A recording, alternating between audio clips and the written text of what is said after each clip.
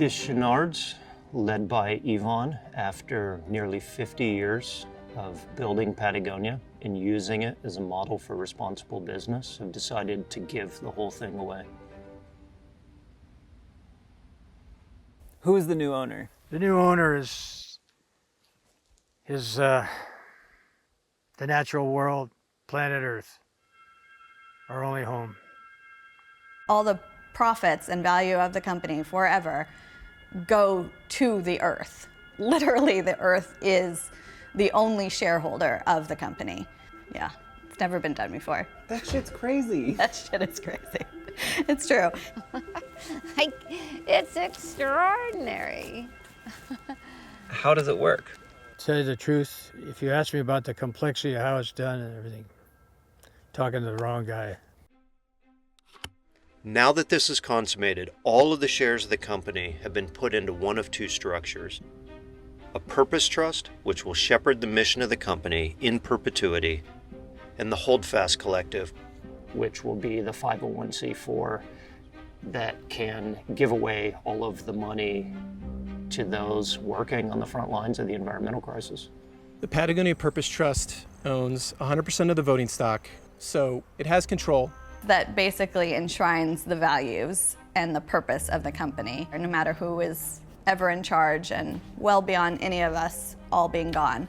The Holdfast Collective, as the owner of all of the non-voting stock of the company, it's going to be the beneficiary of all of the economic value that the company generates with its business.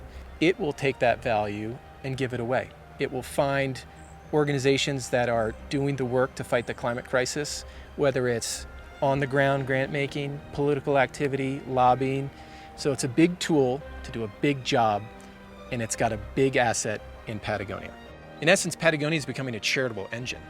Patagonia continues to be a living, breathing, for-profit business, the same responsible business and activist company that we have been in the past.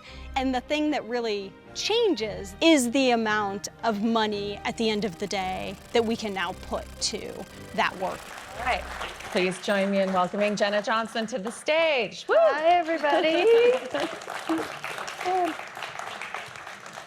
All right, come over here. We're going to change it up. All right.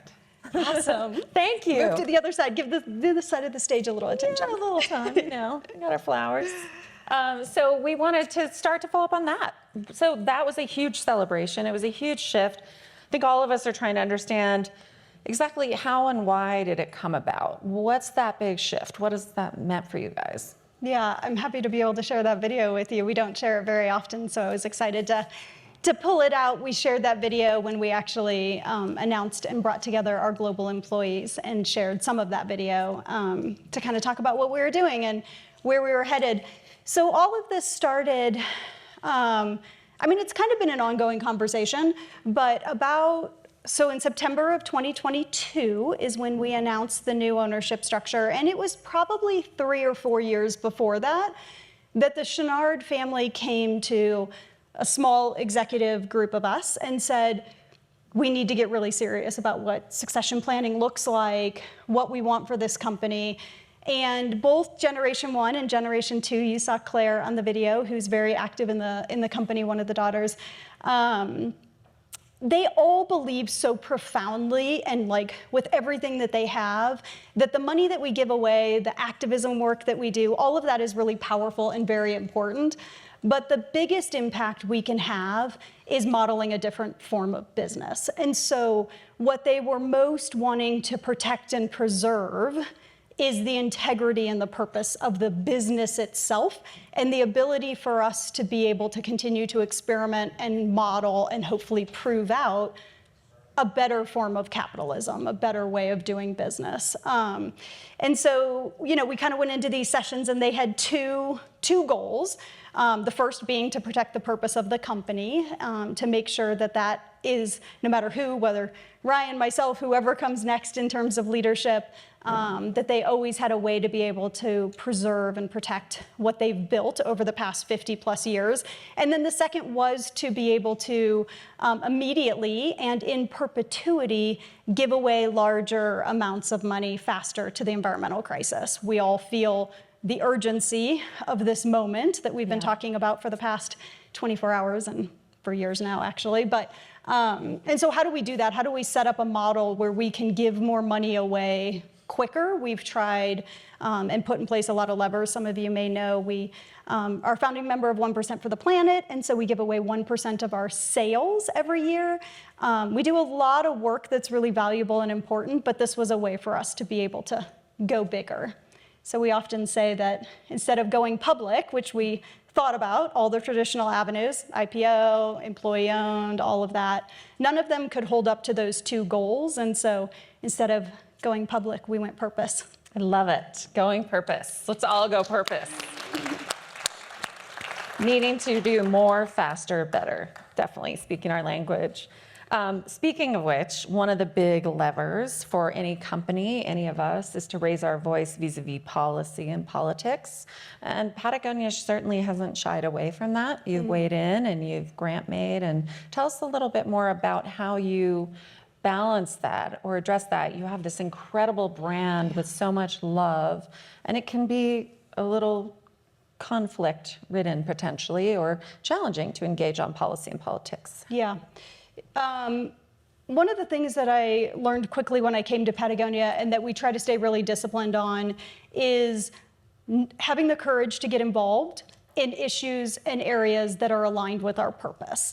So it would be very easy for us to want, and we often do, we often start to get pulled in a lot of directions to use our voice on things that are outside of our expertise, or where we as a company can bring something additive to the conversation. How are we showing up unique to the table? What does that mean? And so that tends to be our filter. And if it sits within that lens of we think we can add something to the conversation, we think we can be helpful in a unique way that nobody else can, then we tend to go full steam. Give us an example, maybe, of a full steam where it gosh. felt really aligned. The president stole your land. I mean, when there's like an issue around the environment, you know, it tends to we try not to be partisan.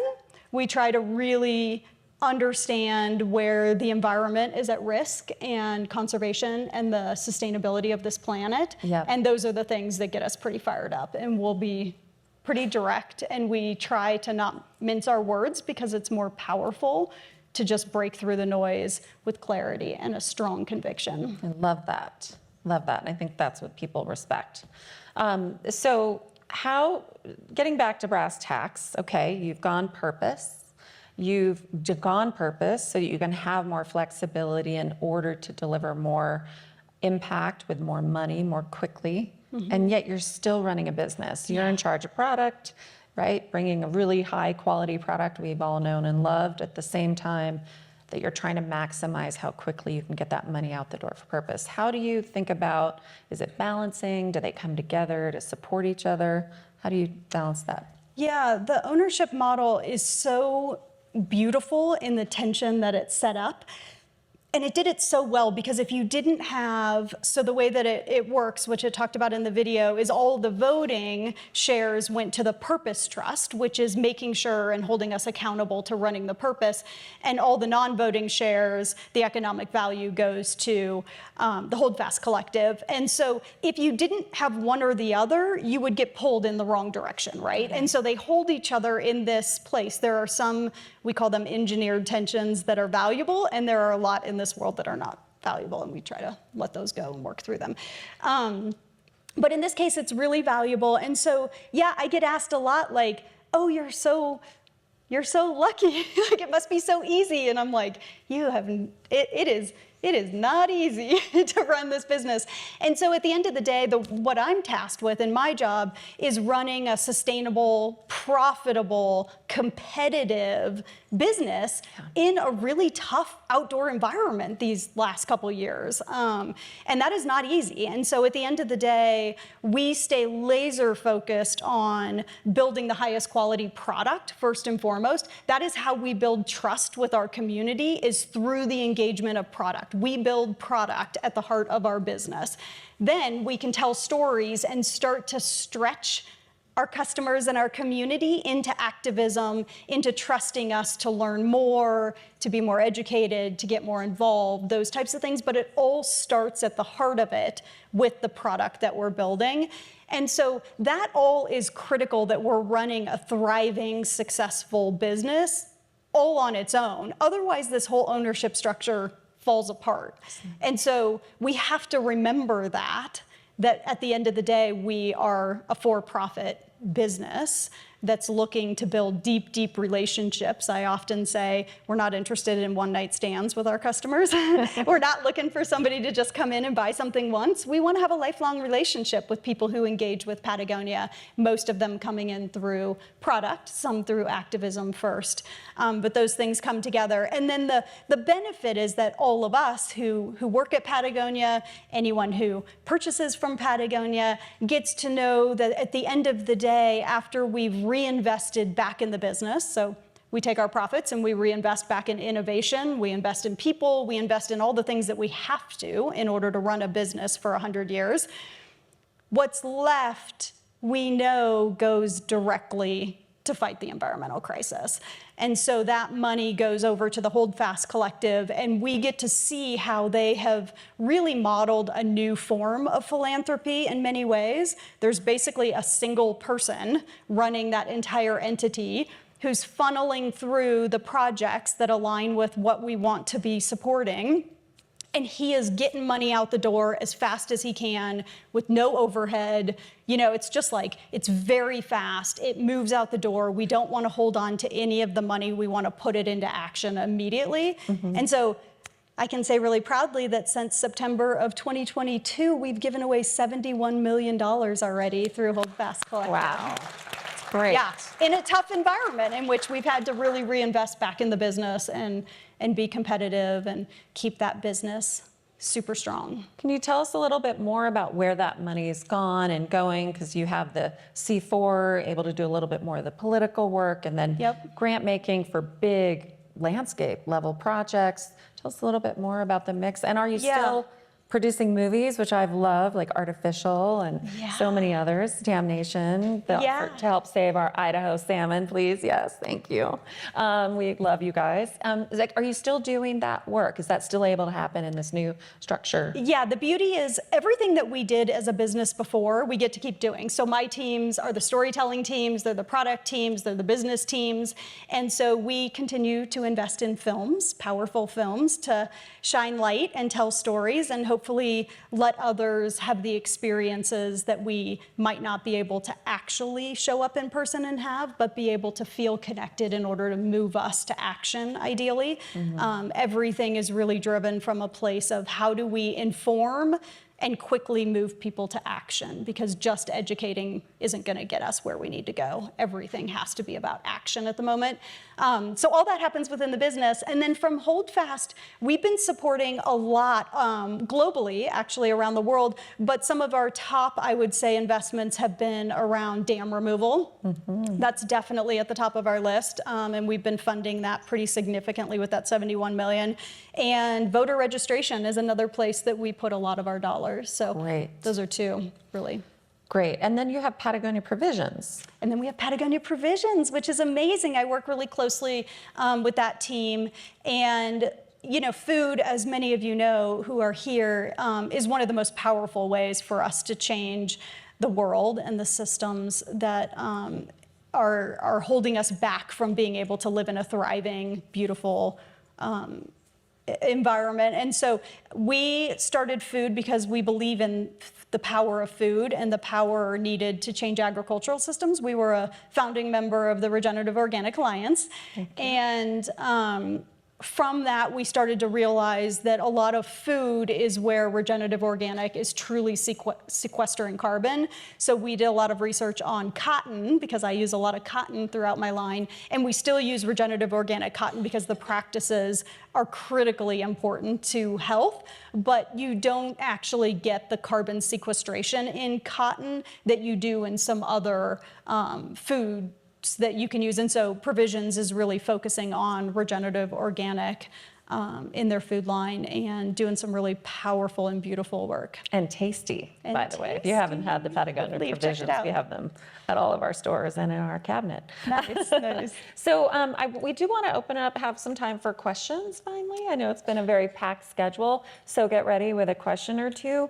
But Jenna, I think what we're dancing around here and what we were talking about with Kat is, oh, and by the way, I'm just giving a heads up to the team in the back to make sure the mics are ready. So for the questions, thank you. You were dancing around this question of, we have a short-term financial return economy, capitalist system. You all were operating within that, even as a private company. Yeah. You weren't a public company, so you didn't have that Wall Street pressure, but you still have that private pressure. And now, I would argue, you almost have even more pressure because you've optimized, I think, expectations that you can deliver even more for impact. But what we're talking about is, can we change the whole concept of what business is for, what is our economy for? It's back to the speech that Robert F. Kennedy gave about, we're valuing all the wrong things in GDP, not the things that matter. So is there a way to kind of rethink that? You guys have come up with a new legal structure in order to maximize that, but how do we get people thinking about what is this all for anyway? That's such a big, powerful question. No pressure. I know. I have a couple different thoughts. One of them is coming out of the last 24 hours. I feel like one of the conversations that has really resonated with me is around this idea of how do we paint a picture that's hopeful, that we can really all believe in. And so what Patagonia believes very deeply is that it is possible to run a business that is regenerative and not extractive. From the product that we make, to the people, to the cultures and the communities, we believe that's possible. We believe there is technology and advances in the way that we're thinking, regenerative organic agriculture being one of them. There is a future that we believe very deeply in that will be more positive than negative. So the question is, how do we get there as fast as possible?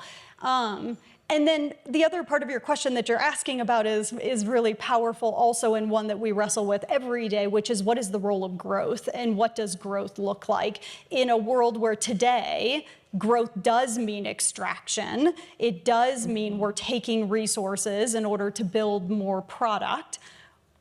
We may believe in that future. How are we moving towards that future? And so this is how we think about growth. We believe that growth has to be inextricably aligned with our values, first and foremost, that growth can never outpace our ability to build product with integrity and with quality.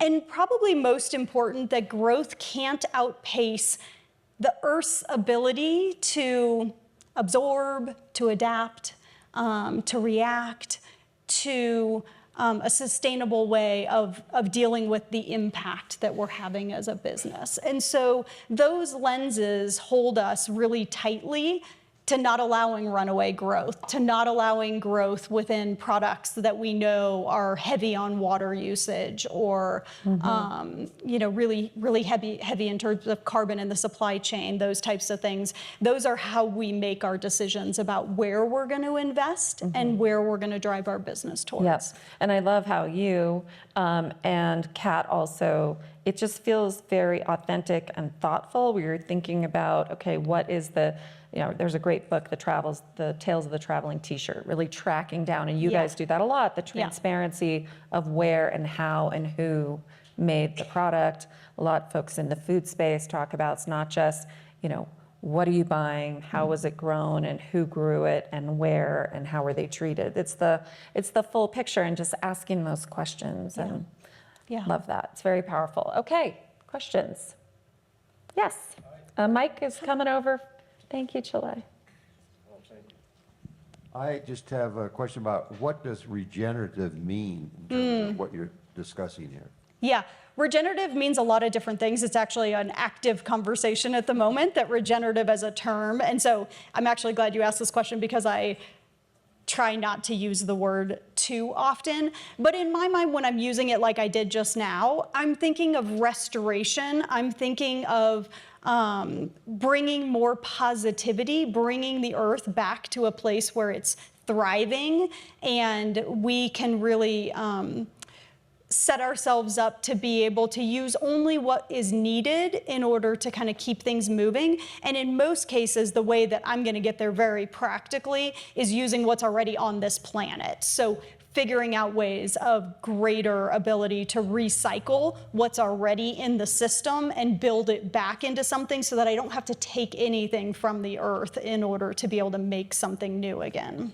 So we're not, sorry, did you have Thank a you. follow-up? And then, You know, thank you. And as a comment, I think my experience as a consumer dealing with Patagonia has been just awesome. Oh, thank you. Great company, they stand by their products, they back it up, they go the extra miles. It's nice to have. Definitely. Thank you so much. Yeah. Thanks. Do we have another question? Oh, there we go. Thank you. So the Sustainable Development Goals are going to end in 2030, and we have another 15 years. I'd like them to become the Regenerative Development Goals and put back everything that we've stolen from nature and fix everything that we've broken. So maybe you can help with that. Yeah. I like the idea of that being the underlining of the next generation of goals, yeah. Exactly. I think that we all think of sustainability as like kind of this equalizing, and yet regenerative is bringing it back. And Yeah. we know not only our soils, but so many of our systems need to be regenerated and restored. Hence the name of the conference. Yes, there's Hey, one back Jenna. there. Thank you so much for joining today. Question for you. When you guys made this decision, what were the investments that you guys had to make internally in order to become more sustainable and just meet the mission? The reason why I'm asking this is because when I talk to other retailers and we start to talk to them about how do you become more sustainable, quite often we hear that the margin of profit is so little, it's so hard, and we have this legacy, Yeah. technologies. I work in technology, but I would love to hear your perspective on that. Thank you. Yeah, it's a great question, and I could spend a really long time talking about this because this is like my area that I love. But we invest back in R&D and in big scale innovation, like long-term innovation, short-term innovation, mostly through our product. So we don't have a sustainability department, but we do have a team that's focused on what we call product footprint, because all of our sustainability efforts, for the most part, come through our product. It's all about getting the footprint of our product down as fast as possible. So we invest in everything from truly like, how do you break down materials and build them back up again, that type of thing in terms of recycling. We invest just in design solutions. How do we use mono materials so that down the road we can actually do this much faster and better? And then we're also investing really heavily right now, I've talked to a few of you at this conference, on how do we decarbonize within our supply chain and directly with our partners who we don't own and we have a very small business with. Most of them are on coal, some of them are on natural gas. How do we get them onto an electrical grid, and what does it look like to work with municipalities all around the world in order to have a greater opportunity for those electrical grids to be run off of renewable energy? That takes upfront investment on our part, but we believe we'll see a return on that investment down the road. So it's an investment that we're making today, and will have long-term impact. And then there's things like performance, just like making sure we're building killer great product and bringing new performance innovations in order to keep that really deep connection and be constantly giving our customers the very best product that we can. Thank you. Well, I'm afraid I have to wrap it there, but Jenna will be around the rest of today, and I'm just so grateful that you guys joined us this year to share this really special story with us so we can all learn and understand how we can all adapt in the work that we do and how we engage politically, policy, story, and in delivering our product in the case of Patagonia. So thank you, and please join me in thanking Jenna. Thank you. Good to see you all. Thank you.